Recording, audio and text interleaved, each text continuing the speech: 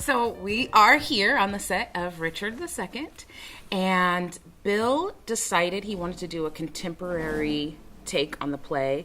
I think for Bill, that's kind of where he's comfortable. That's kind of his default. So it is contemporary. It is also a contemporary British. So all of our design research, costume set was looking at, England, Britain. But it's also a very spare design aesthetic. It's very lean. So costumes very contemporary, but we're not flying in like castles, which is the play takes place 3 different castles.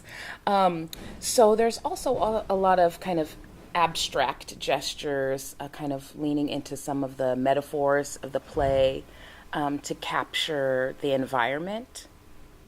In large part, I'm speaking for Bill, so I hope I don't misquote him.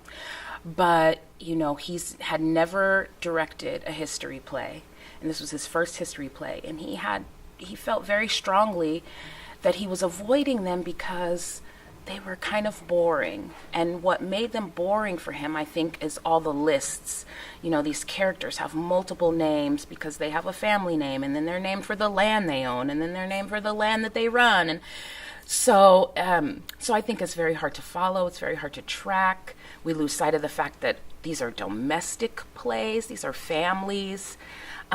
So for him, it was really about how do we keep all the kind of political intrigue and kind of all the big ideas and the divine rights of kings. How do we keep all that, but also get to it at a real micro level, that this is a family going through mourning the loss of family and looking at inheritance and legacy.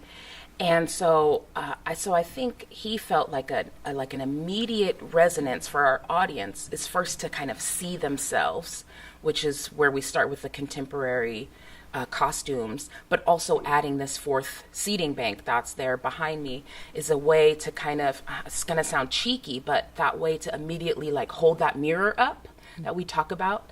So to just start with even adding that 4th seating bank, making the audience part of the play, part of the world, and allowing them to see themselves by, fashions, clothing, textiles that they recognize, and that they don't have to reach so far to make sense of that because the language is already so dense and the relationships are complex, and there was going to have to be a reach there.